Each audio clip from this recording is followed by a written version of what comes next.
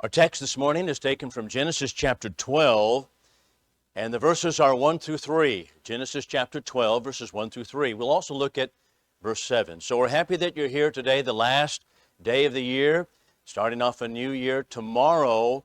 And so we have a lot of interesting things to do this next year, evangelistic works to be done. And so I so much appreciate this congregation and all that they mean to me and to my wife, who actually is sick this morning, a trip to Chicago, and that was just too much. So she's at home. So we are in the fifth lesson in a series, which is Zionism, the Middle East, and End Times Madness.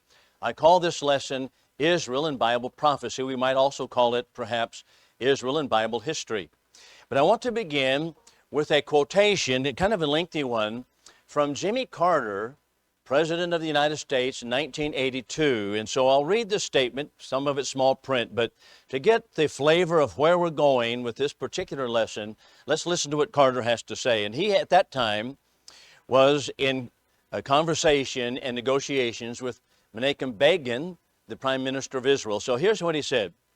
There's no doubt that Begin uses the ancient biblical promise as a basis for his claim that Israelis have a right to all the disputed territory.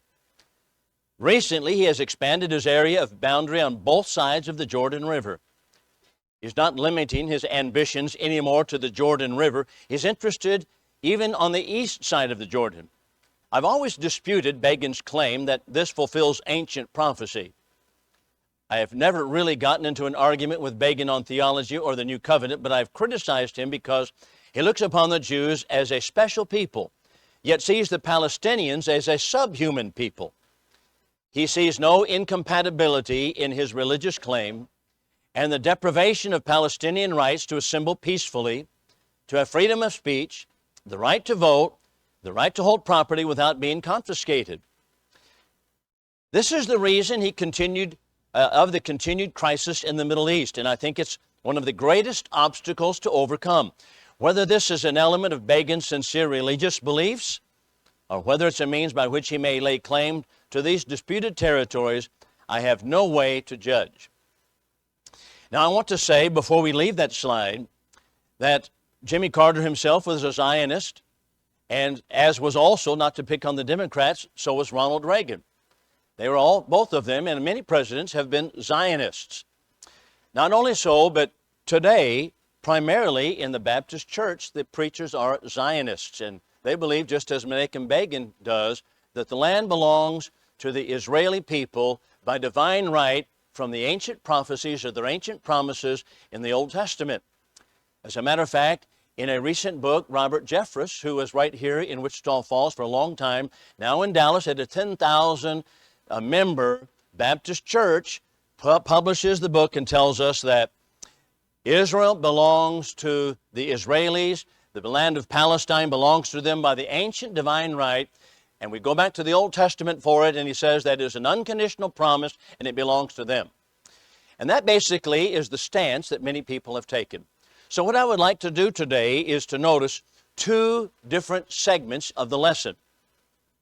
And one of them, the first of them, is simply notice the promise that is given to Abraham, wherein, of course, will be in Genesis chapter 12, the passage we noted a moment ago. So we'll notice the promise to Abraham, and it's the threefold promise to Abraham. Then in the second portion of it, we'll look at what I might call simply quibbles regarding the land, because that's really the focus this morning. And quibbles regarding the land. We'll have three basic objections, quibbles as I call them, that people suggest in religious circles that the land of Palestine still belongs to the Israelis. And so we'll look at that from a biblical perspective, because it's always, what does the Bible say? So let's begin thinking about the threefold promise to Abraham. And this is from Genesis chapter 12, and it begins in verse 1. Your Bible's open to that passage, and here we have God, first of all, giving him instruction in verse 1. Get thee out of thy country, from thy kindred, from thy father's house, and go to the land that I will show you. The statement was made while Abraham was a resident in Ur of the Chaldees, which is on the northern edge of the Persian Gulf. It is in that area which is about 1,000 miles away from Canaan. And so the instruction to Abraham was to get out of his country, that is Ur, the Chaldean nation, and go to the land that I will show you. Now verse 2. The first portion of the promise is, I will make of you a great nation. There's leg number 1 of the promise. And I will make your name great, and you be a blessing. I will bless them that bless you, and curse them that curse you.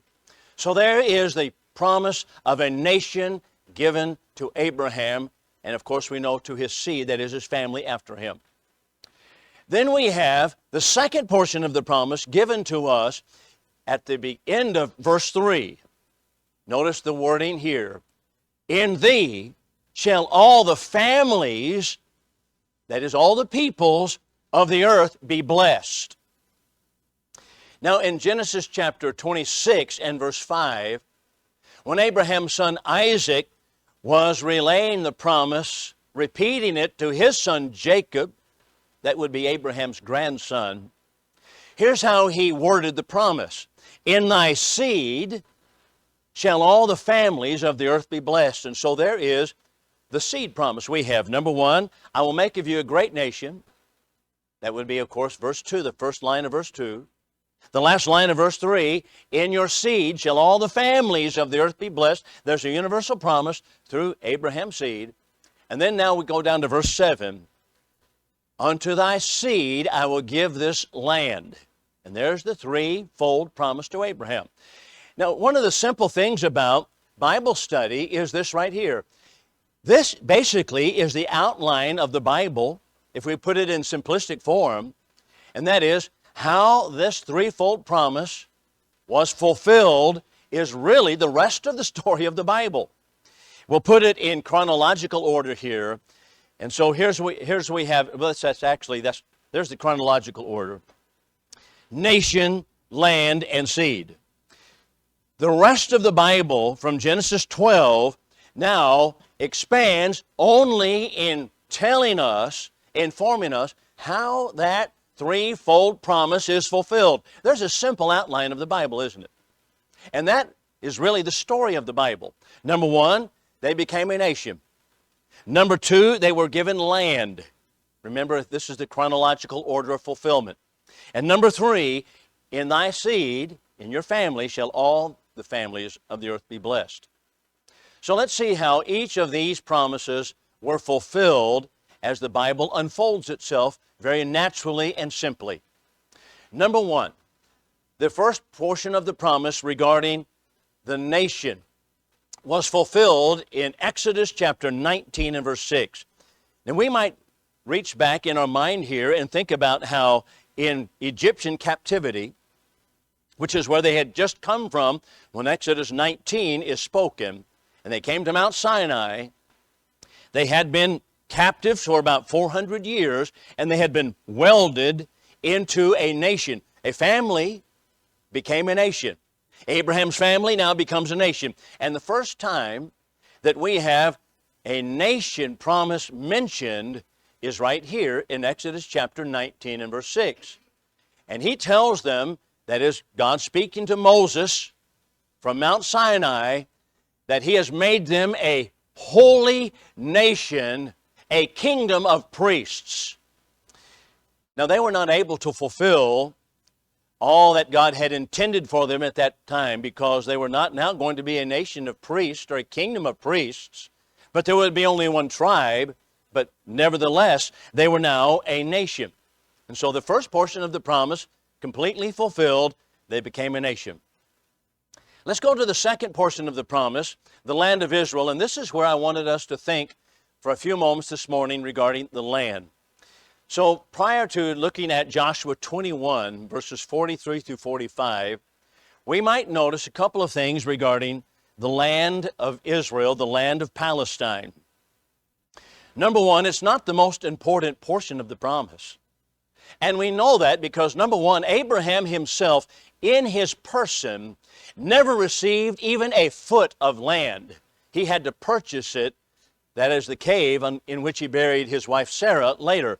He did not receive any of it, and that's exactly what Stephen tells us in the New Testament in Acts chapter 7, verse 5, that Abraham received not even 1 foot of property, even though the land had been promised to Abraham and his seed.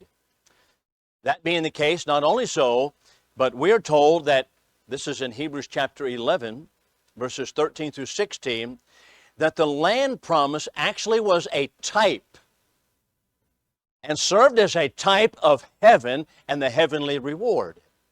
So listen carefully to this statement by Paul, whom I take to be the author of Hebrews 11. These all died in faith, not having received the promises, but having seen them and greeted them from afar, and having confessed that they were strangers and pilgrims upon the earth. For they that say such things make it manifest that they're seeking after a country of their own. If indeed they had been mindful of the country from which they went out, they would have had opportunity to return. That would be back to Ur of the Chaldees. But now they desire a better country, that is a heavenly. Wherefore God is not ashamed of them to be called their God. He has prepared for them a city. And according to chapter 13 and verse 14 of the book of Hebrews, we have not here an abiding city. The land of Canaan served as a type. And so Abraham didn't receive any of it in his own person. It was a type of spiritual fulfillment in the heavenly reward. Furthermore, when people died, the people of Israel died, the children of Israel, they died out of the land.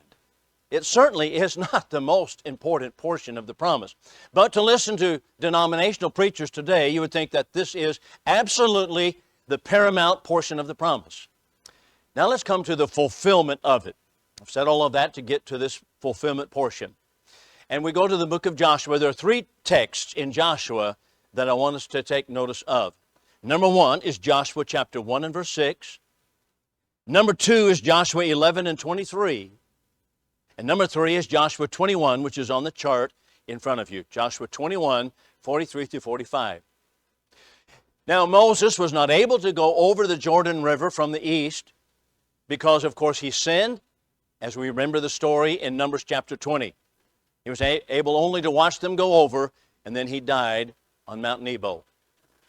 But it was Joshua now who takes the reins of leadership and takes them across. But before he crosses, here's what God speaks to him, Joshua 1 and 6. He tells him that he is to be strong and of good courage to go over and take the land, conquer the land that God had promised to his fathers. It shows us plainly that he's linking, that is, God's linking, taking the land of Canaan on the western side of the Jordan River with the promise that was made to the fathers, Abraham, Isaac, and Jacob. When you come to Joshua chapter 11, verse 23, after the conquering has been accomplished and now it is complete, the statement is plainly made that all of the land had been conquered, and it's the land that had been promised to the fathers. Joshua conquered the land. But just to underscore the point, let's look at this very plain and simple passage in Joshua 21, verses 43 through 45. Joshua is an old man. He's about to go the way of all of the earth. He assembles the people of Israel together, and he speaks this way. He tells us very plainly that all of the land that God has promised to our fathers has been given to us. That's verse 43. All of the land. You see the wording? God has given us all of the land that He's promised to give to the fathers. Then we come down to verse 45. There failed not aught, that is nothing, of any good thing that Jehovah promised to the fathers of the children of Israel, all came to pass. Encompassing, of course, the land. All of the land has been given. And when Joshua, the book of Joshua, concludes, the land promise has been completely and finally fulfilled. And the wording of that text is simple enough. Now let's notice also number 3, the final portion of the promise. Remember, in Genesis chapter 12, verse 3, the latter portion of the verse, we have the statement that is there made, "In thee shall all the families of the earth be blessed." Or as it is stated in Genesis 26 and 5, "In thy seed," that was be to Abraham's seed, shall all the families of the earth be blessed. So let's notice how Paul explains the final fulfillment of that promise in Galatians chapter 3. This is beginning chapter 3 and verse 6. Even as Abraham believed God, and it was counted unto him for righteousness. Know therefore that they that are of faith, the same are sons of Abraham. And the Scripture, foreseeing that God would justify the Gentiles by faith, preached the gospel beforehand unto Abraham, saying, in thee shall all the families of the earth be blessed. So then they that are of faith are blessed with the faithful Abraham. That's verses 6 through 9. Notice, Paul tells us all families is inclusive of Gentiles and those who are children of God on the basis of the system of faith are children of Abraham. As a matter of fact, chapter 3 ends on that very note. We are told in verse 27, as many of you as been baptized into Christ have put on Christ. There can be neither Jew nor Greek, bond nor free, male nor female. We're all one in Christ Jesus. And if you're Christ's, then are you Abraham's seed, heirs according to the promise. There's the statement. It's heirs according to the promise. Now let's come down to verse 15. Here we have an interesting statement that is made. I say that so long as, verse 15 actually is a question that actually begins, that is assumed by the Galatian writer. And that question is basically this, and here's how we need to set it up. That the promise given to Abraham that Paul has just mentioned, does not the law of Moses, which came later, does not that nullify the promise? Now that's the question that the Jews will have. And in answer to it, I want you to hear what Paul has to say, beginning in verse 15. Brethren, I speak after the manner of men. That is, I'm going to give you an illustration from what we recognize as humans, as recognize what we do in common life. I speak after the manner of men. Though it be but a man's covenant, when it has been confirmed, no one makes it void or adds thereto. Now to Abraham were the promises spoken unto his seed. Now what has he just said? Let's just stop for a moment. When we have a covenant that is made, no one makes it void or adds thereto. That is, God made the covenant to Abraham, and you can't add to it, you can't subtract from it, you can't change it at all. So in other words, the law of Moses that came later does not alter the promise given to Abraham. So, though it be but a man's covenant, yet when it has been confirmed, no one makes it void or adds thereto. Now, to Abraham were the promises spoken, and to his seed. He saith not unto seeds as of many, but as of one, and to thy seed, which is Christ. The final portion of the fulfillment of the promise, the threefold promise to Abraham, is found in Christ, and that is spiritual blessings. For example, if we go back to Acts chapter 3, the second sermon, which we noted last week in our sermon here, we have Peter's second sermon, and he tells us in so many words regarding the promise that was given to Abraham that refers to spiritual blessings in the forgiveness of your sins. So we have the threefold promise to Abraham that is completely and finally fulfilled, and there is the outline of the Bible. And that's a very easy one to follow, isn't it? Now that is different than some of the charts that we have. For example, I have a class of freshmen at Wichita Christian, and I have them memorize a 15-point outline in the main character of each, which is an outline of the Bible. But this is only a 3-point outline, and it is very, very simple, and that is, of course, the nation, the land, and the seed. And the Bible is told and simply explaining how this threefold promise has been fulfilled. It would seem that that is so simple, and yet at the same time, there are many people today in denominational pulpits who are going to offer quibbles and questions about specifically the land, as we've seen Jimmy Carter's statement, as I've mentioned, Robert Jeffress, and others who are going to say that, well, the land belongs to them in perpetuity, and so there's questions regarding the land inheritance. And there are 3 questions that I want to notice. This is part number 2. So the 3 questions that we want to notice line up very, very simply. Number 1, Was the promise of the land ever totally fulfilled? Was it ever totally fulfilled? We're told sometimes that it was not. That there's a larger land of Canaan that was not fulfilled, and they're still waiting for it based upon Old Testament promises in Israel today. Number two, what does the word forever mean? There are texts in Genesis chapter 15, as well as another text in Genesis 17 and others, that tell us that the land was to belong to them forever. So what does the word forever mean? How are we to understand that? And does that mean that somehow the Jews today own the land by divine right because of the word forever? Number three, was the promise in any sense unconditional? Or was it in any sense conditional? We are told on continual basis that the promise of the land was unconditional. There are no conditions attached thereto. Let's see about these three questions for just a moment. So let's go to number one. Was the promise of the land ever totally fulfilled? Now we might rely upon what was stated in Joshua chapter 21, 43 through 45, in which Joshua stated that all of the land has been given, and then in verse 45, there failed not aught anything that God has promised. All has come to pass as to settle the issue definitively. However, due to the continual quibbles that are offered on this particular point, let's notice a couple of things regarding the total fulfillment of the promise. These are passages that we want to examine for just a moment from 1 Kings, Nehemiah, and Ezra. And based upon a statement that is made in Genesis 15 and verses 17 and 18, where the promise of the land is repeated to Abraham, here's the wording of Genesis 15 before we get over here to these texts. And that is, he will give him the land of the Canaanite, the Perizzite, the Girgashite, the Jebusite, and the Hittite. And it would be from the river, Euphrates River, unto the river of Egypt.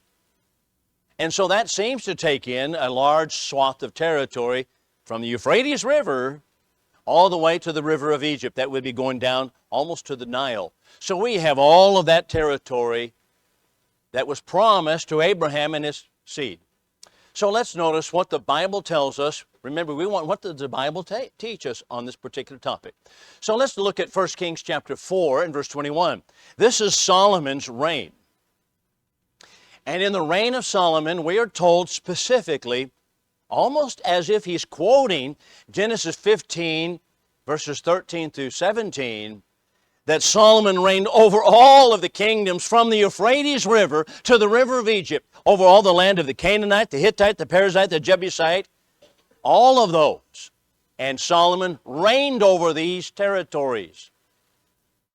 Not only that, but in chapter 8, verse 56, the statement is plainly made regarding Solomon's reign, that this was in fulfillment of the promise that was given unto the fathers. He reigned over it. It belonged to them. And so the answer is, yes, the promise was completely fulfilled, no matter how or where we draw the boundaries that they obtained the land. Let's notice also Nehemiah chapter 9, verses 7 and 8. Nehemiah is at the end of the Old Testament chronology. I know that he's not at the end of the Old Testament, but remember, after Ezra and Nehemiah, Esther and Job, and then through the books of poetry, after that, then we have everything. Matter of fact, even the books of poetry all fit into the history that is given all the way through Ezra, Nehemiah, Esther. So Esther really ends the chronology of the Old Testament. So at the very end of the Old Testament, now Nehemiah chapter 9, verses 7 and 8, has come back from captivity. He's been in Babylon. Remember, God had promised that if they were not faithful, they were going to go to captivity. We'll see that in a moment. And Nehemiah is making a prayer to God, and he makes a comment in chapter 9, verses 7 and 8, that all of these kingdoms had been ruled by Israel, and all of this territory ruled by Israel, And he even mentions the promise that had been given to the fathers as the basis of it. So was the promise fulfilled? Nehemiah said it was. He says at the very last of this verse, verse 8, you, speaking to God, you have performed your words. Very simple. God fulfilled the promise of the land. One other text is Ezra chapter 4, verse 20. Ezra, same time frame as Nehemiah, Ezra came back from captivity in 457 BC. Nehemiah succeeded him, 444. But here's what Ezra says regarding the annals of the king of Persia at that time. His name was Artaxerxes. And here's how Ezra summarizes what Artaxerxes said. He said that Israel had been ruled by great kings, and they had ruled from the river of Egypt all the way to the Euphrates River. The Persians recognized it. The inspired writers recognized its fulfillment. Solomon reigned over it, and yet we are told today that no, the promise was not totally fulfilled. The question is simply, whom shall we believe? What the Bible teaches or what modern day prognosticators say about the land of Israel? The land promise was completely and totally fulfilled. Number two question, and that is, what about the word forever? There are several texts, such as in Genesis chapter 17, where we have the promise of the land would be forever, or Genesis 15, it would be given to them forever. So what about that word forever? We need to pay close attention to this, and that is that the word forever is not always used in an unlimited sense. The word forever is not always used in an unlimited sense. For example, let's notice several illustrations. In Genesis chapter 17 and verse 13, here was the covenant of circumcision given to Abraham and his family. And the covenant of circumcision was to be an institution, according to verse 13, that was to be observed forever. And that's the word that is used. Yet, in the New Testament, we know that it has been removed.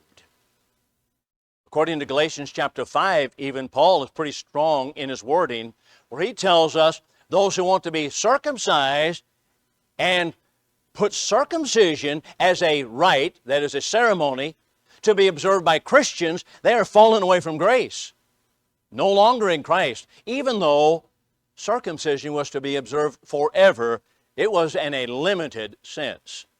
So also exactly is the case regarding the Passover feast, Exodus chapter 12, verse 14. The Passover was to be for Israel forever. But in the New Testament, we are told that our Passover has been sacrificed, even Christ. 1 Corinthians chapter 5 and verse 7. Passover, the Passover, is not an observance of Christianity in the New Testament, but it does show us that the word forever is used in a limited sense. So also is the word forever in Numbers chapter 25 and verse 13. Here in Numbers 25, the Levites were to be the priests before God, and they were to serve God forever. And yet, according to the book of Hebrews, all of that has been set aside when the Old Testament law has been nailed to the cross, Colossians 2:14. And now, Christ is our high priest, and in order to serve as high priest, coming from the tribe of Judah, what had to happen?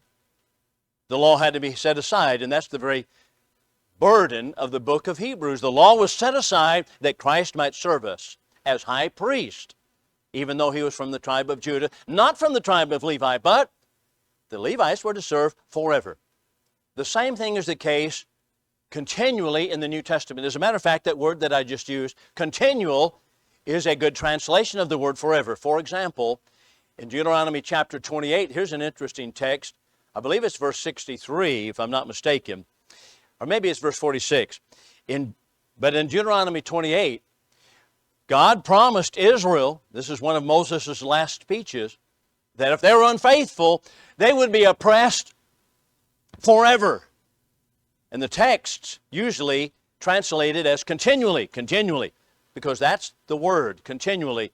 Sometimes the word, and frequently the word forever, is not used in an unlimited sense. We might even ask this question, how could they have the land forever as an eternal possession today, and at the same time, God says that they would be oppressed forever if they fail to keep the covenant? How could that be? Because the word forever means continually. That's why. So let's notice question number 3. And this one is going to be just a little bit more involved for just a few moments, and that is, was the promise in any sense conditional? That is, the promise of the land, was it in any sense conditional? As I mentioned, one Baptist preacher tells us, absolutely not. And you can find that almost continually in denominational pulpits, that the land promise was in no sense conditional. So let's notice several basic truths of the Bible, and we'll then come back to the question. Number 1, a condition may be involved, though it is not specifically stated. We didn't find a condition in Genesis 12 when he said, unto thy seed I will give this land, 12 and 7. But a condition may be involved even though it is not specifically stated. For example, Jonah goes to the country of Assyria, the city of Nineveh, to preach. And he preached, what? 40 days, Nineveh shall be destroyed. That's the plain text. That is, there's nothing added to that. 40 days, Nineveh will be destroyed. But what happened? The people repented, and God took back that threat, and it was not fulfilled. That made Jonah very angry. He says, I knew that you were a loving God, and that you would spare the people, even though it made Jonah look like a false prophet, if we are taking it like, okay, there's a statement, there is no condition attached to it.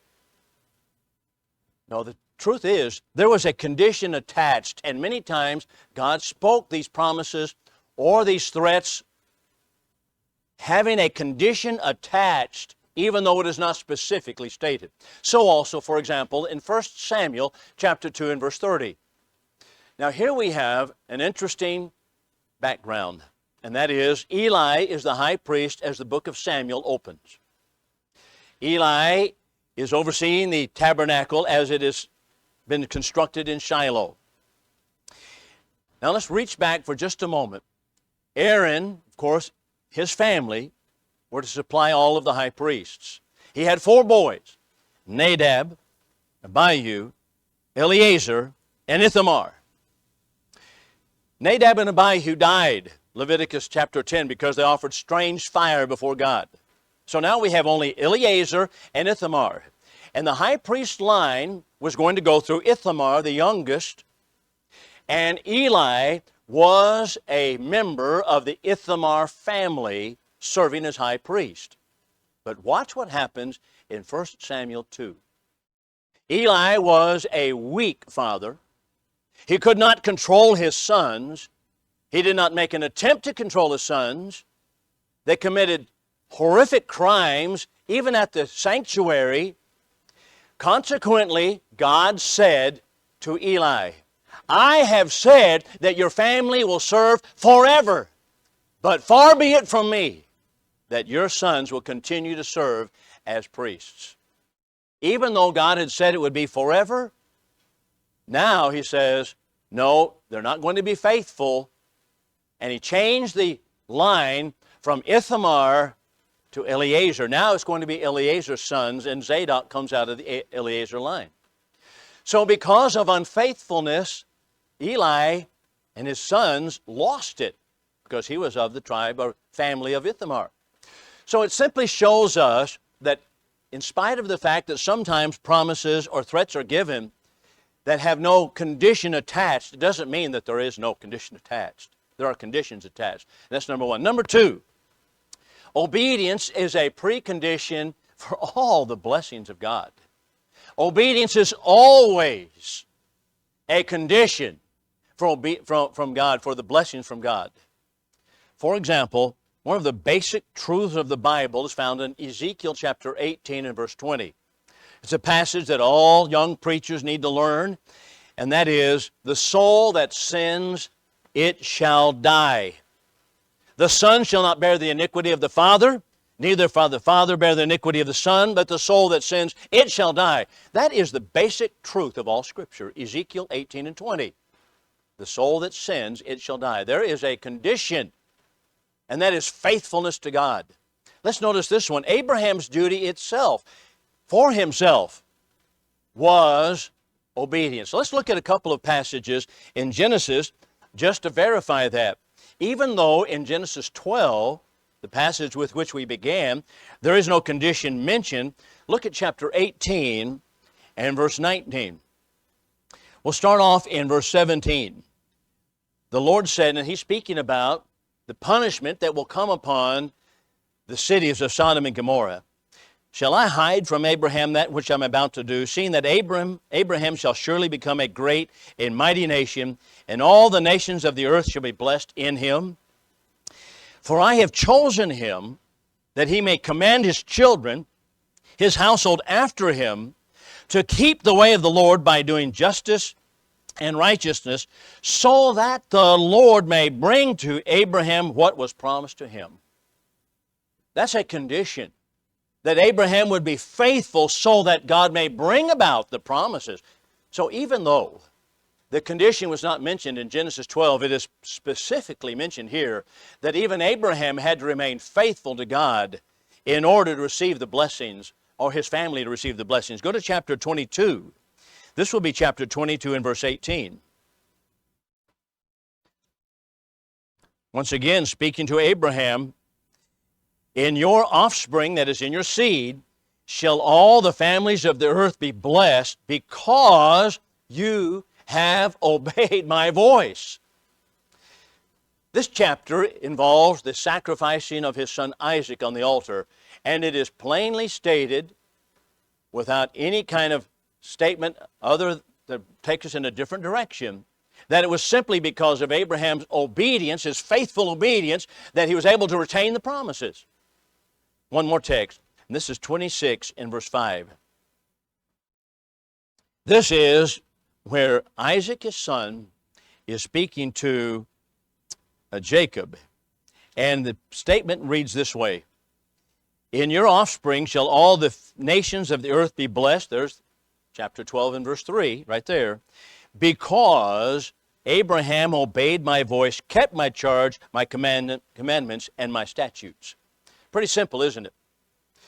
That is, the conditions are plainly spoken on a number of texts, in a number of texts regarding Abraham. Look at number 4 for just a moment.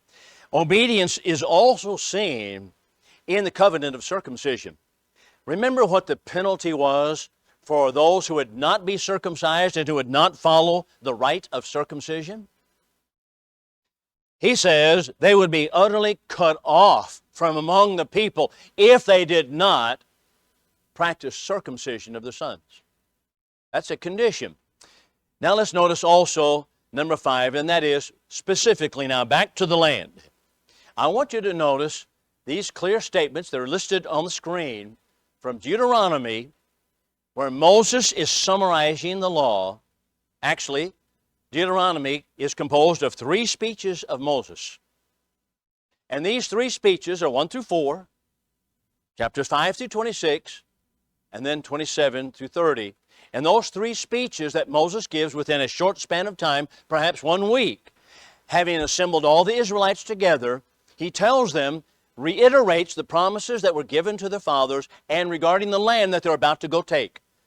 So let's watch what is stated in Deuteronomy, starting with chapter 4 and verse 1. Here's the comment.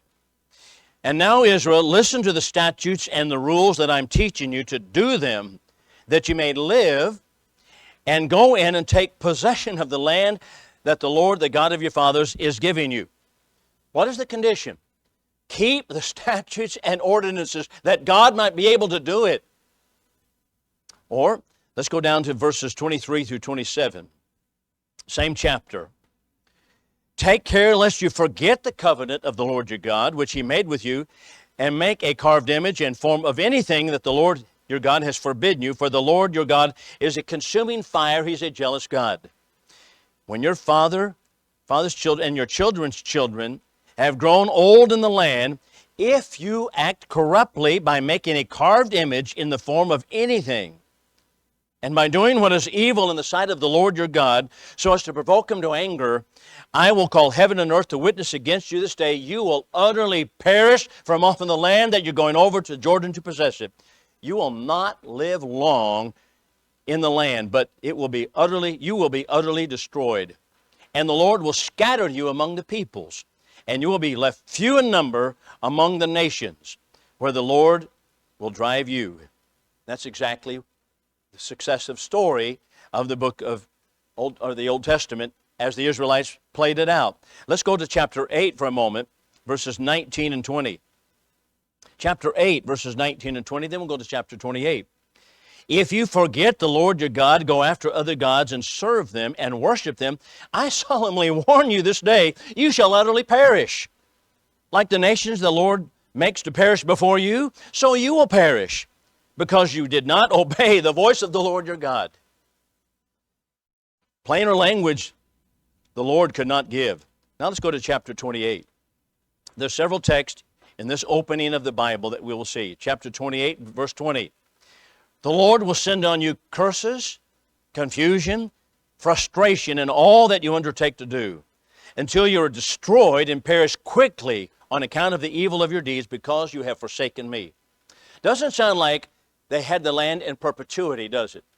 It would be in perpetuity only on condition of their obedience. So also we come down to verses 45 and 46. All these curses shall come upon you, pursue you, overtake you, till you are destroyed, because you did not obey the voice of the Lord your God to keep his commandments, his statutes that he commanded you. They shall be a sign and wonder against you and your offspring. Notice the word, forever. Continually. Let's go to verses 63 and following. And as the Lord took delight in doing good and multiplying you, so the Lord will take delight in bringing ruin upon you and destroying you. And you shall be plucked off of the land that you're entering to take possession of it. The Lord will scatter you among all the peoples, from one end of earth to the other. There you shall serve the other gods of wood, stone, which neither you nor your fathers have known. And among these nations you shall find no respite, that is, no rest. There shall be no resting place for the sole of your foot. But the Lord will there give you a trembling heart, failing eyes, and a languishing soul. Your life shall hang in doubt before you. Night and day you shall be in dread and have no assurance of life. In the morning you shall say, if only it were evening. And at evening you will say, if only it were in the morning, because of the dread that your heart shall feel and the sights that your eyes shall see. And the Lord will bring you back in ships to Egypt, a journey that I promised that you would never make again. And there you shall offer yourselves to sale to your enemies as male and female slaves, but there will be no one to buy you. The texts are very clear. Chapter 29, 25 through 28, same thing. And that is, the promises given regarding the land were conditional. And these conditions were violated by Israel. They lost the land, and they no longer have possession of it. So in answer to the questions, the land was completely given to them. Number two, the word forever meant simply continually, and was renounced when they failed to observe obedience and observe what God had commanded them. And number three, regarding the conditions, there were conditions upon it always and evermore. And so also there are conditions for us today. What does that mean? Well, it means that as we concluded with Galatians chapter 3, the final portion of the promise given to Abraham, that we have fulfilled the completion of the promises to Abraham. There's no more promise in the Old Testament to the Jews regarding a nation, regarding land, and regarding the seed promise. Now that seed promise is continually fulfilled in Christians who obey the gospel of Jesus Christ. There's the outline of the Bible. So regardless of what Menachem Begin teaches, or other preachers in pulpits, the Bible teaches clearly that Israel violated the conditions, they lost the land, and it is not theirs anymore today at all. The lesson is yours. The obedience has been sounded in the lesson. that we must not only be obedient to the gospel, becoming a Christian, but we must remain faithful in obedience in a continual walk with God. The lesson is yours. If you want to respond to the invitation, come right now while we stand and sing.